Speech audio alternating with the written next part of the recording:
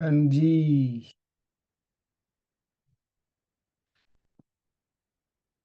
वो बढ़िया है ना। हाँ, आनंद नहीं समझ में आता तो महर्षि पतंजलि ने क्या बोला? जहाँ क्लेश नहीं है, ऐसे समझो जहाँ क्लेश नहीं है, वो समझ में आता है। और क्लेश कहाँ किस किस स्तर पे होता है? शरीर, मन और बुद्धि के स्तर पे क्लेश होता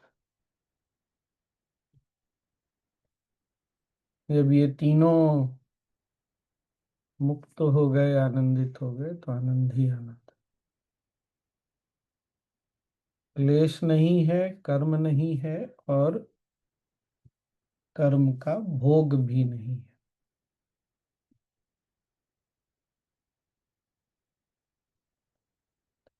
और तीन तरह के साधक होते हैं। हाँ ठीक है, कर लेंगे। टाइम मिलेगा तो कर लेंगे। टाइम मिलेगा तो चले जाएंगे।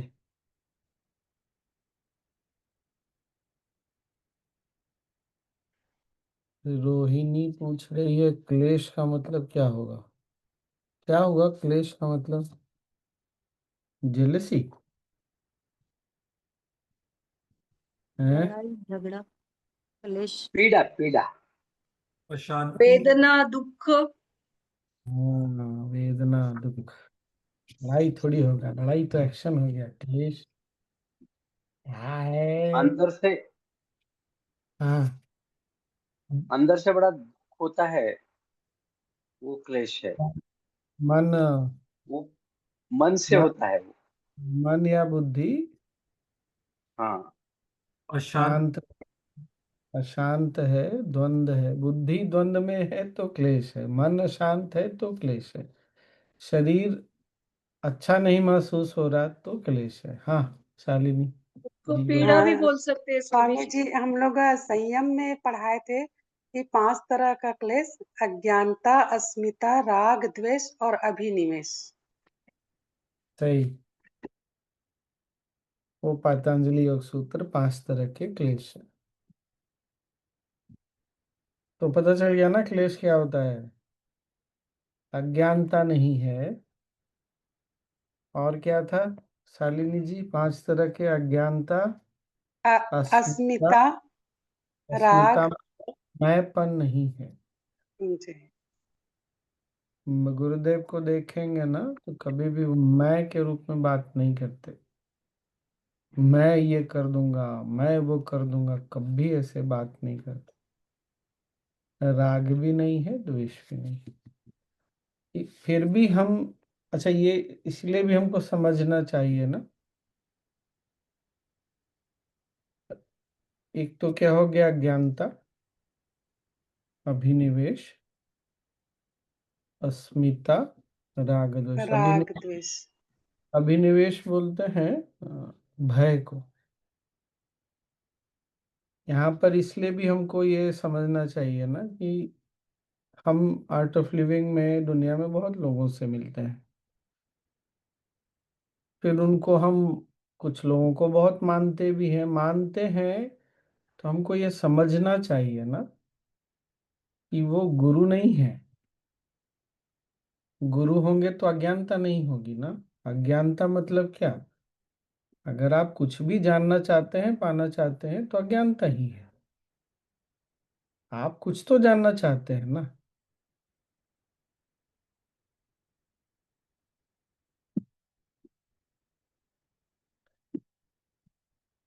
राग द्वेष भी नहीं है। अगर दिखता है, देखो ये सब जब हम समझने लगते हैं तो क्या होता है ना, फिर सामने वाले में अगर अज्ञानता दिखता है, राग द्वेष दिखता है, तो दुखी होने की जरूरत नहीं है ना।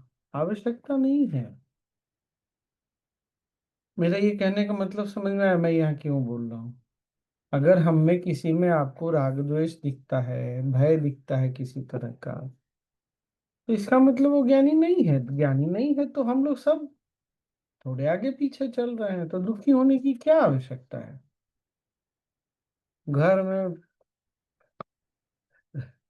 सास अगर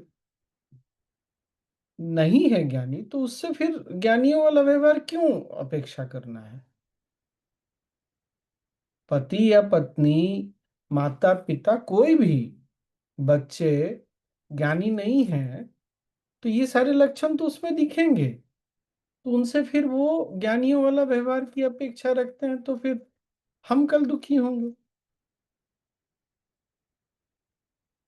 अच्छा, हमको ये नहीं समझ में आता कि ये तो मेरी गलती थी कि भाई मैंने उनसे ज्ञानियों वाला व्यवहार अपेक्षा किया था। राहुल, समझ में आया? आज राहुल बार बार पकड़ा रहा है। तनु, तुमको बात समझ में आई? आई ना? तो इसलिए नहीं दुखी होना है। कल हम आश्रम जाते हैं, सत्संग में जा रहे हैं, कोई हमको धक्का मार के पीछे कर देता है, तो वो भाई वो ज्ञानी व्यक्ति नहीं है। समझो इस बात को। कोई हाउसिंग में बैठा हुआ है, कोई वो वॉलेंटियर है, भक्त है, वो ज्ञानी नहीं है। थोड़ा ऊपर नीचे बात कर देता है, कुछ कर देता है, तो इतना उसमें दुखी होने की क्या आवश्यकता है? सबसे ज्ञानियों वाला पूरा व्यवहार की अपेक्षा, और लक्षण जब बता दिया जो ज्ञानी है उसमें ये सब नहीं दिखेगा, तो पतंजलि का सूत्र कभी तो उपयोग करो। न राग है, न द्वेष है, फिर वही जो अभी चल रहा है इतना, वहां दिखता है राग है, द्वेष है, मैंपन है, मैं ये कर दूंगा। अरे वो नहीं है ज्ञानी व्यक्ति भाई। जब हम पथ पे आते हैं ना, तो बुद्धि छोड़ने के लिए नहीं आते हैं, बुद्धि का सही उपयोग करने के लिए आते हैं। पता है कि चित्त की वृत्तियां, ये 5 वृत्तियां हैं, पता है कि ये सब लक्षण जो है ज्ञानी के हैं, नहीं दिख रहा है तो अज्ञानी है। चित्त भाग रहा है तो उसके प्रति सजग होना है। इसलिए आते हैं बुद्धि का सही रास्ते में उपयोग करना। और पतंजलि योग सूत्र, भगवत गीता वगैरह यही है कि बुद्धि को सही दिशा में लगाओ। ऐसा नहीं कि बुद्धि को मत लगाओ। आगे से हमारे आसपास कोई करे इस तरह का व्यवहार, कुछ दिखे, तो भाई ये ज्ञानी नहीं है, ज्ञानी के कोई लक्षण दिखते नहीं है। नहीं परेशान होना, नहीं दुखी होना है।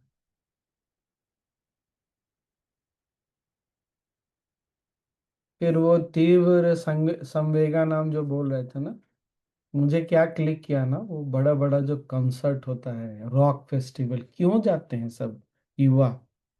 अरे चिल्लाते हैं, चिल्ला के गाते हैं, नाचते हैं, उनको एकदम से मन शांत हो जाता है।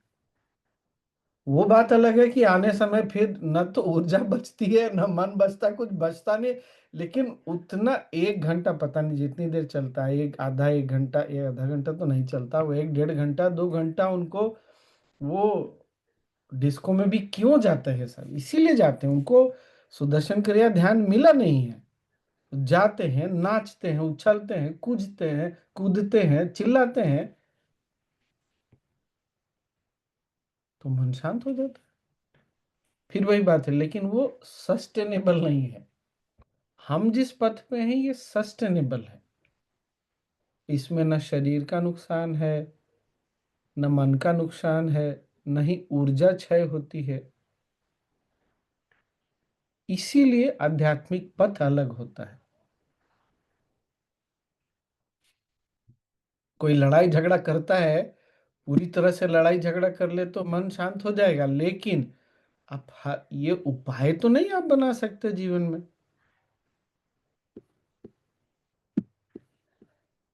ये बात समझ में आई ना?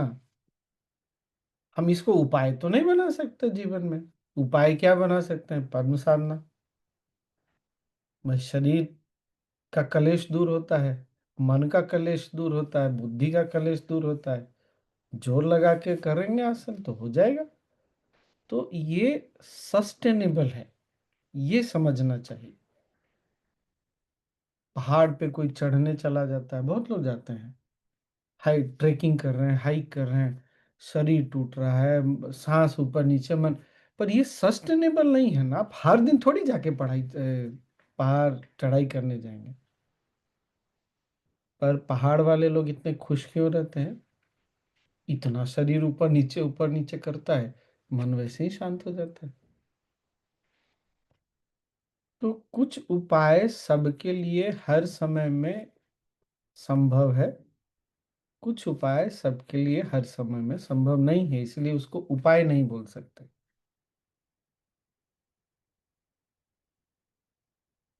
नहीं, बच्चे लोगों को खेलने के लिए क्यों उत्साहित किया जाता है? जाओ खेलो, खेलेगा 1 घंटा 1.5 घंटा फुटबॉल क्रिकेट, चिल्ला रहा है, ये कर रहा है वो कर रहा है, तो पूरा जी जान लगाता है तो एकदम शांत हो जाता है। फिर घर आता है, आप पढ़ने के लिए बोलते हैं, उसको पढ़ने में मन नहीं लगता, कैसे लगेगा मन? क्योंकि उसने पढ़ाई में स्थिर होके बैठने में उसको आनंद थोड़ी मिलने वाला है। अभ्यास, इसीलिए अभ्यास चाहिए। अब एक दिन में किसी किसी का एक ही बार में सुदर्शन क्रिया में मन शांत हो जाता है, किसी किसी को समय लगता है। अभ्यास तो चाहिए।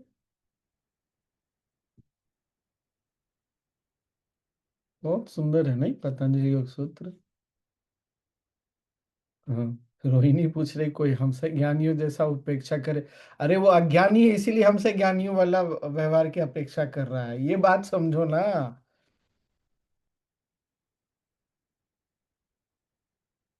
हाँ सोनी बोलो।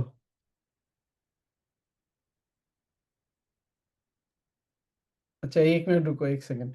अरे गुरुदेव हमसे ज्ञानियों वाले व्यवहार की अपेक्षा नहीं करते क्यों? क्योंकि वो ज्ञानी है, उनको पता है हमारा मन इन सब चीजों में अटका है। जिनको नहीं पता है वो हमसे ज्ञानियों वाला व्यवहार की अपेक्षा करते हैं, इसलिए वो अज्ञानी है। तो अज्ञानी के व्यवहार से क्यों परेशान होना फिर? हाँ सोनी अब बोलो। ये बढ़िया था ना? हाँ सोनी। ये ये वीडियो मिल सकता है स्वामी जी? अरे ऐप में है भाई, वीडियो मिल सकता है का क्या मतलब है? ऐप में ऐप में ऐसे मतलब मिल ऐप का जाएगा? सब्सक्रिप्शन लेना पड़ेगा। अच्छा। उसमें है, हाँ। पतंजलि योग सूत्र हिंदी में है। और स्वामी जी ये जैसे ऑन किए तो वो चल रहा था कि डिप्रेशन वाला, तो आज तो ये बहुत अच्छा लगा।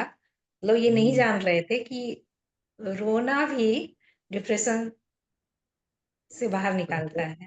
हाँ, रोना मतलब क्या? अपने भाव को व्यक्त करने की कम से कम तुम में क्षमता तो हो। अब हमको बड़े लोगों को, अरे हम बड़े हैं कैसे रो सकते? अरे मर्द है, मर्द होके कैसे रो सकता? अरे तो उसको डिप्रेशन में डाल दोगे तुम भाई? रोने दो उसको। दुख होए तो रोए, खुशी होए तो रोए। मतलब ये जानते थे कि रोने से मन हल्का होता है, दुख बटता है, ये वो थोड़ा समझ, लेकिन डिप्रेशन वर्ड ये आज हम पहली बार सुने, ये हमको बहुत। हाँ, और जो रोएगा नहीं वो हंसेगा भी नहीं। स्वामी जी एक शब्द गुरुदेव ने बोला, विपाक। विपाक क्या कर्म का होता है? फल, कर्म हाँ, का फल, कर्म का फल। अच्छा। कर्म तो से भी मुक्त है और कर्म के फल से भी मुक्त है। स्वामी जी एक और चीज इस पे पूछनी थी, जैसे जो मुझे शायद समझ में आया कि प्रेजेंस अगर है तो वो अकर्म हो गया। नहीं तो मेरे ख्याल से हम हमेशा ही कर्म कर ही रहे हैं, अनलेस एंड अनटिल ध्यान में नहीं बैठा आदमी। जैसे गुरुदेव ने कहा ना कि प्रेजेंस से काम हो जाता है। अब हम सब लोग तो जो भी कुछ जब है। जब चेतना वैसी अवस्था में होती है तो वैसी चेतना के होने से सब कुछ अपने आप होता है। उदाहरण दिया सूर्य का, सूर्य के होने से फूल खिलता है, पक्षियां जागती हैं, जानवर जागते हैं। हम जागते नहीं जागते वो तो अब बदल गया। पहले हम भी, इंसान भी जाग जाता था सूर्य के साथ, अब नहीं जागता। मतलब सूर्य के होने मात्र से हो जाता है। तो उदाहरण इसलिए दिया कि ऐसी चेतना जहां उसके होने से सब कुछ हो जाता है। और ये मेरे भी विचार से ये भी एक लक्षण है उस चैतन्य को पहचानने का। वो 3 चीज बोला, वो मेरे ख्याल से वो आप छोड़ दीजिए, बात सुनिए। सत्य मतलब जो था है रहेगा, पृथ्वी भी थी है रहेगी, पर इसमें चैतन्य, पत्थर में चेतना प्रकट होता हुआ नहीं दिखता। तो चैतन्य भी होना चाहिए और आनंद भी होना चाहिए। चैतन्य तो हम में भी है, आतंकवादी में भी है, लेकिन आनंद नहीं है। अगर आनंद नहीं है तो वो ईश्वर विशेष, वो पुरुष विशेष को ईश्वर नहीं बोल सकते। ये मैं बात, हाँ बोलिए, आप बोलिए। मैं सिर्फ ये कह रहा था कि वो जो लक्षण है कि वैसी चेतना की अवस्था कि किसी के होने मात्र से काम होने लग जाते हैं। मैं ये कहता मेरे ख्याल से शायद हमारे साथ भी कभी कभी ये होता है। मैं ये क्या बात कह रहा हूँ, मतलब कभी कभी तो ऐसा हुआ है मेरे अनुभव में, इसलिए मैं ऐसा कह रहा हूँ। लेकिन हाँ, परमानेंटली वो सिचुएशन जरूर नहीं रहती, परमानेंट तो वो नहीं रहती सिचुएशन। जब हम शांत रहते हैं, आनंदित रहते हैं, स्थिर रहते हैं, तब होता है। अब आप घर बनवा रहे हैं या कोई घर बनवा रहा है, या घर में कोई त्योहार है, आपने रसोइये को बुलाया हुआ है, आप वहाँ खड़े हैं इसलिए सारा काम हो रहा है, तो ये तो नहीं बोल सकते मेरे होने से सारा काम हो रहा है। ये वहां पे नहीं लगेगा, वहां पर एक्सचेंज है। ये बात समझ में आ रहा है ना? वहां पर मेरे होने से नहीं हो रहा है, क्योंकि मैं पैसा दे रहा हूँ, मैं काम करवा रहा हूँ, इसलिए हो रहा है। वो दोनों में अंतर है। हम जब शांत, स्थिर, आनंदित होते हैं, और तब जब होता है तब बोल सकते हैं हाँ, तब हम, वो पुरुष विशेष तो हमारे अंदर भी है ही ना, ऐसा थोड़ी है कि नहीं है और बाहर से आके टपक जाएगा, ऐसा थोड़ी होता है। हमारे अंदर भी वो चैतन्य शक्ति है, वो आनंद है। आनंद के ऊपर चैतन्य शक्ति तो है, आनंद के ऊपर वो बादल, तनाव के, धारणाओं के, ये सब बादल रह जाते हैं, इसके लिए नहीं प्रकट होता। कभी कभी होता है। ये मत सोचिएगा कि चैतन्य शक्ति नहीं है। आतंकवादी में भी चैतन्य शक्ति तो है, और जहां भी चेतना है वहां आनंद प्रकट हो सकता है। इसीलिए गुरुदेव ने उदाहरण दिया आतंकवादी वाला। कोई व्यक्ति एकदम वो मरा मरा सा डिप्रेस्ड होकर डल डल रहता है ना, वहां पे चैतन्य शक्ति है लेकिन बहुत गिरी हुई है, उसको उठाना बहुत मुश्किल है। वो क्रिया से हो जाता है, सुदर्शन क्रिया से, वो बात अलग है।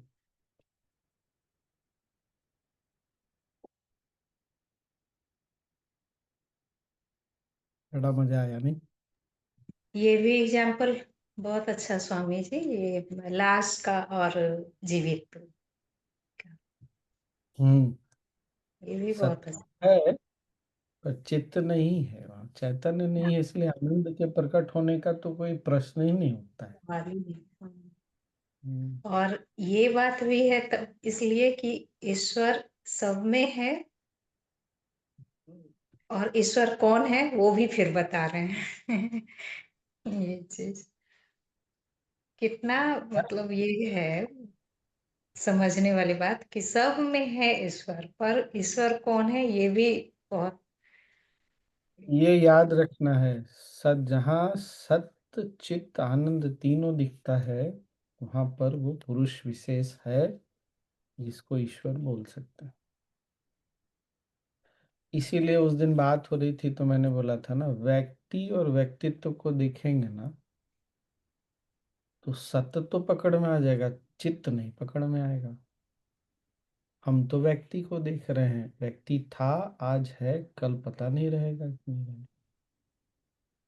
अगर चैतन्य शक्ति को नहीं देखेंगे तो आनंद जो है उसका स्वभाव वो कभी नहीं दिखेगा। इसलिए व्यक्ति और व्यक्तित्व के परे जाना, इसीलिए गुरुदेव ने क्या बोला, वो मन, बुद्धि और शरीर में कलेश है, उसके परे जाना। और उसके परे जाते हैं ना तो ये सारा चीज दिखता है। तो ये ऐसा तो नहीं है कि अगर हम सब लोग भी शरीर है, हमारा मन है, बुद्धि है, अगर हम में भी कोई, वो कौन होगा जो इसके परे जाके देख सकेगा? वो ज्ञानी देख सकता है।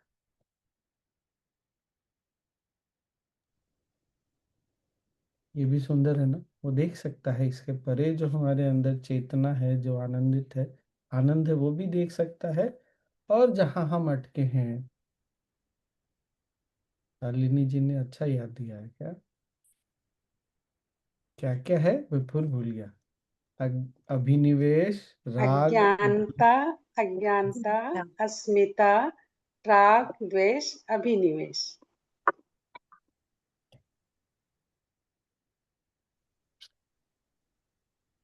स्वामी तो जी गुरुदेव, स्वामी गुरुदेव को पता है कि ये सब हमारे अंदर है। कहानी समाप्त। और हमारे उसके परे जो है, वो भी उनको पता है। हम आपस में भूल सकते हैं, हम लोगों में भूल सकते हैं, हम गुरुदेव में भी भूल जाते हैं, इसलिए उन पर भी उंगली उठा देते हैं कि गुरुदेव उसको ज्यादा फेवर करते हैं, उसको कम फेवर करते हैं, गुरुदेव को वो अधिक प्रिय है, वो अधिक कम प्रिय है। क्यों? अज्ञानी अज्ञानी देखेगा ना, अज्ञानी ज्ञान तो देख नहीं सकता है वो। ये आज तो कुछ हो गया मेरे को भी। हाँ राजू मामा, क्या बोल रहा है?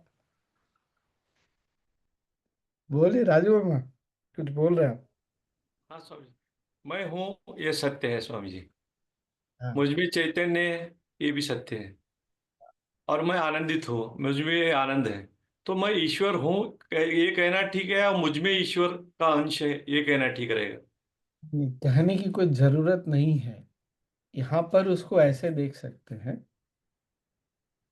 कि ईश्वर को तीन रूप में देखते हैं ना। थर्ड पर्सन कोई और, ईश्वर कहीं और है। दूसरा पर्सन मतलब सामने वाला, गुरुदेव ईश्वर है। फर्स्ट पर्सन अपने अंदर। तो बोलने की आवश्यकता नहीं है, इसके प्रति केवल सजग होने की आवश्यकता है। बोलेंगे ना तो मैंपन आ जाता है। फिर वो पांच में से एक आ गया, अस्मिता आ गया ना, तो गड़बड़ हो गया। हाँ सुनी, कुछ बोल रही थी, बोलो। ये मानना पड़ेगा नहीं, संयम के बाद से पहले भी, संयम के बाद और ज्यादा काम कर रहा है नहीं। स्वामी जी हाँ। आप में भी प्रकट दिखता है वो। गुरुदेव को जो दिखता है आप में भी दिखता है। हाँ सोनी, बोलो बोलो। हाँ हाँ स्वामी जी, उस दिन जो बात हुई थी, जो अभी एक लाइन बोले कि व्यक्तित्व में हम लोग फंसते हैं और उस हिसाब से हमारा भाव ऊपर नीचे होता है। तो सही।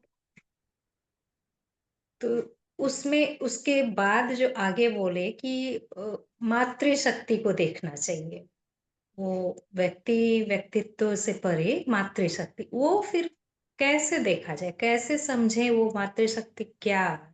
ऐसे सोचो ना, सत्य तो समझ में आ गया, जो है, जो था है या रहेगा। हम्म हम्म और जो चैतन्य शक्ति है ना, वही उस शक्ति को रिकॉग्नाइज करना, उसको पहचानना। यहाँ चेतना है, बस चेतना को रूप नहीं देना। चेतना को रूप देना मतलब चेतना को व्यक्ति और व्यक्तित्व के रूप में नहीं ढालना है, वहां केवल उसको विशुद्ध रूप में देखेंगे, तब हम बच जाएंगे। ये हम बच कैसे? जाएंगे। कुछ नहीं, सजग होना, बस केवल सजग होना। जैसे स्वामी जी, कोई व्यक्ति या उसके व्यक्तित्व से प्रभावित होके कुछ ऐसा भावनाएं आई, तो उसके परे कैसे सोचें, क्या सोचें जो कि उससे अलग हट सकते ना हैं, मतलब सोचना नहीं है, केवल ये रिकॉग्नाइज करना है कि अरे ये हमारे साथ क्यों हो रहा है, क्योंकि हम जीवित हैं तभी तो। जीवित है हम्म तो मतलब चैतन्य शक्ति है ना हमारे अंदर। तो सामने वाले में भी चैतन्य शक्ति है, हमारे अंदर भी चैतन्य शक्ति है। वो हम्म चैतन्य शक्ति किस रूप में प्रकट होगी, कब प्रकट होगी, उसके कारण क्या है, वो महत्वपूर्ण नहीं है। ये बात समझ में आई ना? ये चैतन्य शक्ति, वही तो बोलते हैं ना, सातों चक्र के अलग अलग कौन से चक्र में ऊर्जा है, वो भावना से पता चल सकता है। तो चैतन्य रूप जो है काम वासना में भी प्रकट होता है ना। ये बात समझ में आई? हम्म। क्रोध में भी प्रकट होता है, लेकिन क्रोध और काम वासना ये हमारे लिए सस्टेनेबल नहीं है, ये हमको थकाती है, तोड़ती है। पर है तो उसी चैतन्य शक्ति की का प्रकटीकरण ना। बात समझ ये में आई? हाँ, तो समझ में आ रही है जब स्वामी जी। ये समझ में आ रहा है कि अरे, ऐसे देखो ना कि सामने वाला, मान लो कोई कोई व्यक्ति बहुत गुस्सा कर रहा है, उसके अंदर या तो चैतन्य शक्ति देखो, या देखो कि ये व्यक्ति जब देखो तब गुस्सा करता रहता है, इसको अभी गुस्सा करने की क्या जरूरत है, ये कोई गुस्सा करने का बात है। अब फंस गए आप। किस में फंस गए? उस चैतन्य शक्ति के प्रकटीकरण में फंस गए आप, हम्म, नाम रूप में फंस गए। उसी चैतन्य शक्ति के कारण कार भी है, मोबाइल भी है। जब मोबाइल से राग हो गया तो फंस गए। हम्म। और ये देखा कि ये तो चैतन्य शक्ति यहाँ पर, शक्ति, अरे यही तो शक्ति काम कर रही है हमारे लिए। पर उस शक्ति के प्रकटीकरण से जब राग हो जाता है तो फिर वो पांच रूप आ गए, फिर से प्रकट हो गए, तो फंस गए हम। तो क्या सोचना है, ये नहीं, ये देखना कि चैतन्य शक्ति दिख रही है। सिर्फ वहां नहीं दिख रही, अंदर भी दिख रही है, तभी तो हम भी ऊपर नीचे हैं, चल रहे हैं, हंसते हैं, मुस्कुराते हैं, खाते पीते। हाँ, एक दिन ये चैतन्य शक्ति चले जाएगी तो हम भी जाए राम जी की कहानी खत्म।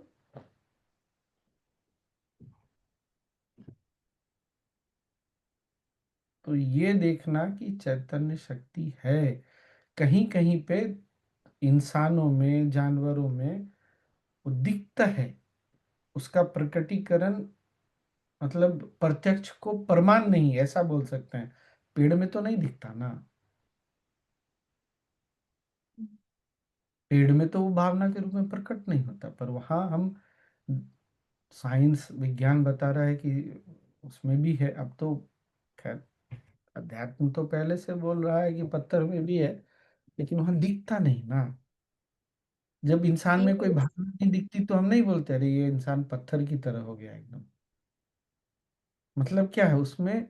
वो चैतन्य शक्ति किसी रूप में दिख ही नहीं रही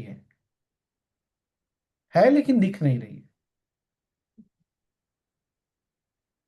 ये इसलिए होता है स्वामी जी कि मतलब मन का प्रवृत्ति है ऐसा, और मन पर परत पड़ा हुआ है, इसलिए एकदम टू द पॉइंट या डायरेक्ट वहां पर नहीं जा पा रहे, और उसमें व्यक्ति और व्यक्तित्व में फंस जा रहे हैं।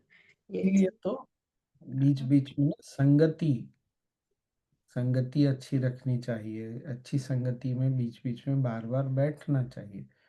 आज टेक्नोलॉजी सोचो, उस शक्ति ने, चैतन्य शक्ति ने हमको टेक्नोलॉजी, इसीलिए टेक्नोलॉजी एक बहुत बड़ा वरदान है।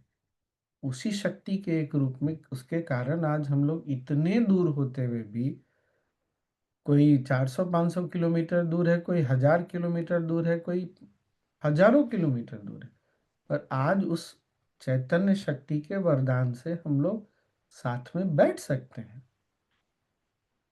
ये बहुत बड़ा वरदान है हमारे लिए।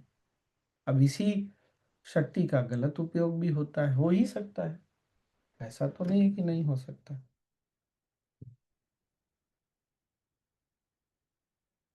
तो बार बार ऐसी संगति में जब बैठते हैं ना, तो बार बार जब वो स्मृति में बार बार, वो गुरुदेव ने बोला ना पहले वाले में कि आदत डालना पड़ता है।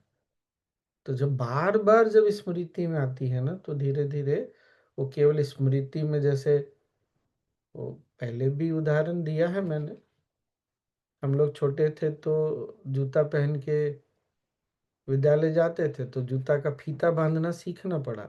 अब वो है अंदर में, हमको वो फीता बांधना, कैसे बांधना याद नहीं करना पड़ता। जब हम, हमारी स्मृति में ये बातें, ज्ञान इस ढंग तक चला जाए कि वो कभी भी प्रकट हो जाए जब हम चाहें, तब हो गया काम। तब तक हमको चलते रहना पड़ेगा।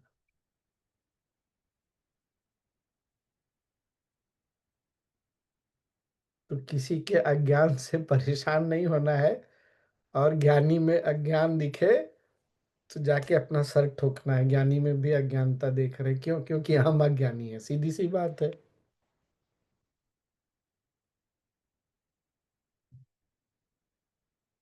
कैसा है? नहीं, अज्ञान ज्ञान देख लेता है, और ज्ञानी अज्ञानी में भी ज्ञान देख लेता है। कितना अद्भुत अंतर है, नहीं? इसीलिए ज्ञानी के साथ रहना बहुत अच्छा है।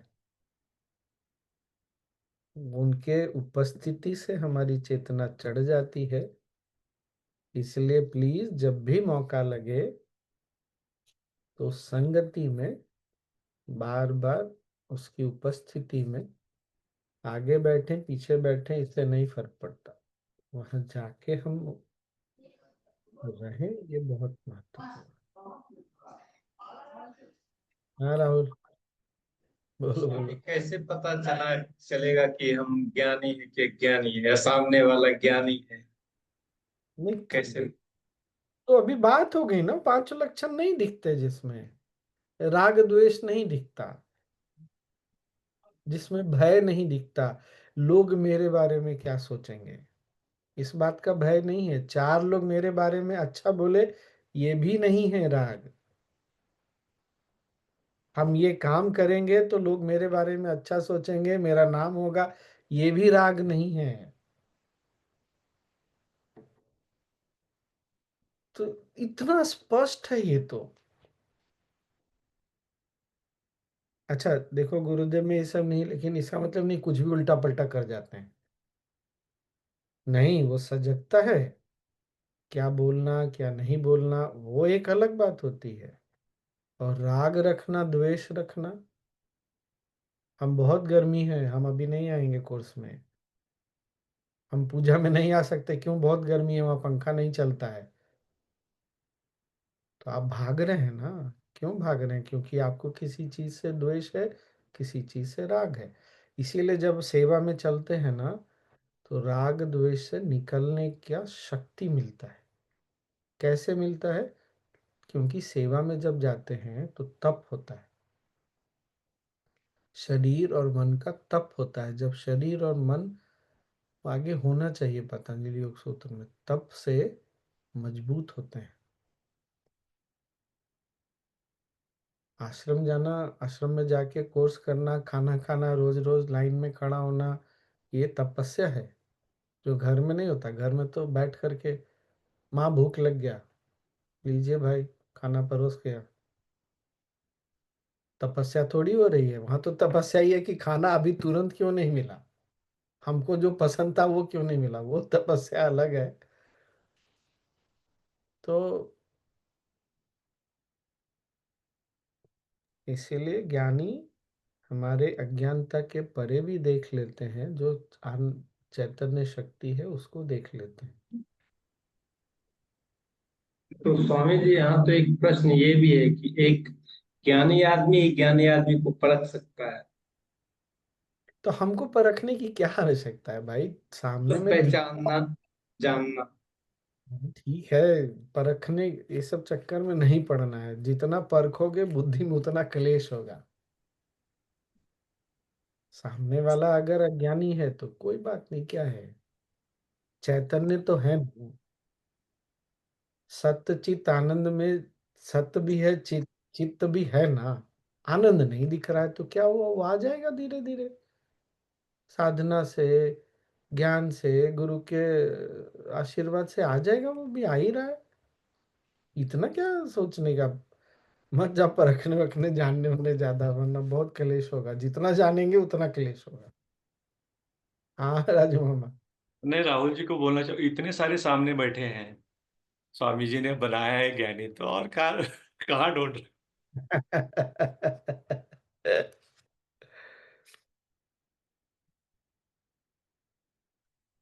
ये पतंजलि योग सूत्र जो है ना, बहुत अद्भुत है। इसीलिए गुरुदेव बोलते हैं कि बहुत सुंदर साइंटिफिक चीज है, वैज्ञानिक चीज है। आगे से ध्यान रखना है, सत्य चित्त आनंद, और दूसरा ज्ञानी में ये सब लक्षण नहीं दिखता, इसका मतलब अज्ञानी में ये सब लक्षण दिखेंगे। क्लेश, कर्म, विपाक तीनों दिखेगा। फल का आनंद लेना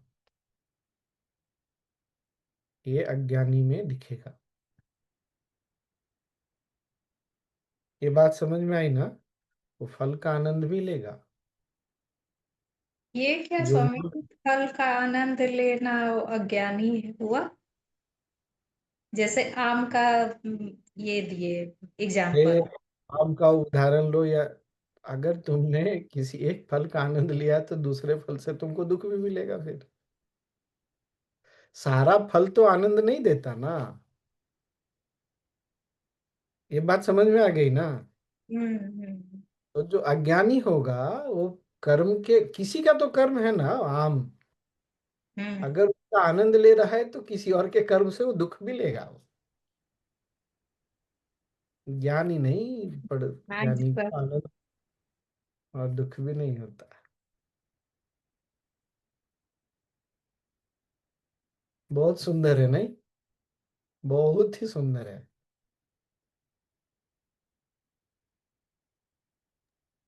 फिर से देखेंगे सब।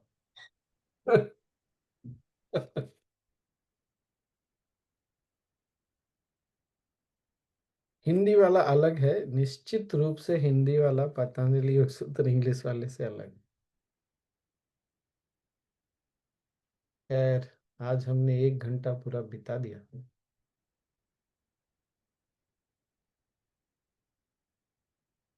तो आगे से उस चैतन्य शक्ति को देखिए, सजगता रखिए कि पूरी सृष्टि चैतन्य शक्ति के विशुद्ध रूप में या किसी रूप में ही दिख रही है हम। चाहे ये अलमीरा है, चाहे ये टेबल है, ये हमने पहले भी बात किया है, चैतन्य शक्ति ही है वो। आनंद नहीं है, इस टेबल में कोई आनंद नहीं है, अलमीरे में कोई आनंद नहीं, पर है तो जरूर चैतन्य शक्ति। तो जहाँ आनंद भी दिख जाए, जहाँ आनंद दिखने की संभावना, टेबल में फर्नीचर में तो नहीं दिखेगा ना, किसी इंसान में तो दिख सकता है। उसके प्रति बहुत कृतज्ञ भी होना चाहिए हमको, और ये सोचना चाहिए कि यहाँ पर उस आनंद का प्रकटीकरण करने में हम कैसे माध्यम बन सकते हैं। यही आर्ट ऑफ लिविंग वॉलंटियर है, यही आर्ट ऑफ लिविंग टीचर है। हाँ राजू मामा, राजू मामा कुछ बोल रहे, बोलिए।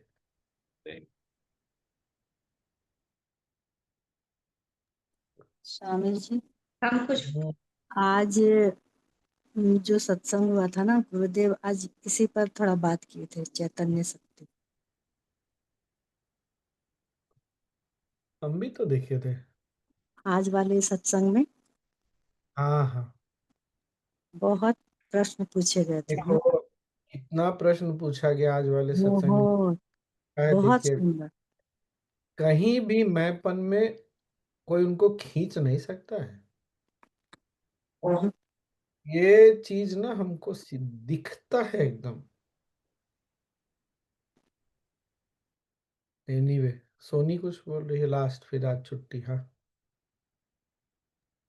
हाँ स्वामी जी, अभी जो बोले कि फल का आनंद नहीं, मतलब लेगा तो वो फल का से दुख भी मिलेगा, तो फिर इसको 100% से नहीं जोड़ सकते हैं इसको, इस बात को। नहीं नहीं, जोड़ क्यों नहीं सकते हैं? तो फिर 100% है तो आनंद 100% लेना। से, अरे बच्चा लोग जब रोता है तो 100% रोता है ना, हाँ। दुख में रोता है ना। हम्म। 100% कैसे नहीं है वो, पर उसके बाद वो शांत हो जाता है। 100% का परिणाम क्या है? आनंद है। तो किसी फल से आनंद लेना, उससे हाँ हाँ, तो ये इसका 100% होगा तभी तो आनंद हाँ होगा ना, भाई, मिलेगा। ओके। हाँ हाँ, बिल्कुल सही बात है। और दुख भी मिला तो वो भी 100%। हाँ, सही बात है। किसी ने सबके सामने आर्ट ऑफ लिविंग का सत्संग था, कुछ बोल दिया, कमेंट कर दिया, हम दुखी हो गए। तो क्या हो गया, कर्म के फल से प्रभावित हो गए, पता चल गया कि अज्ञानी है।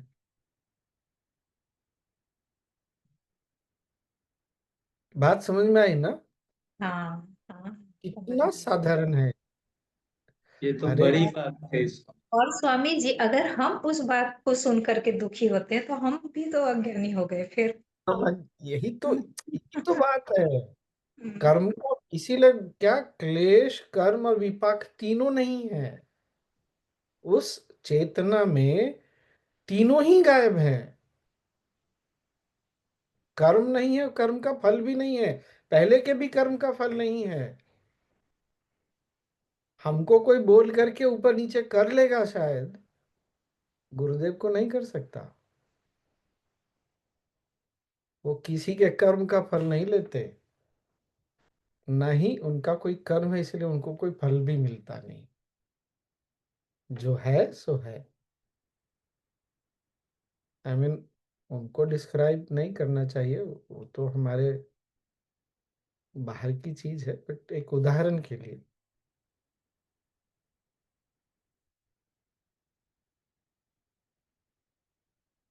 बहुत ही सुंदर। ऐसे मैंने भी पहले कभी देखा नहीं था, पतंजलि योग सूत्र में जो है, सोचा नहीं था।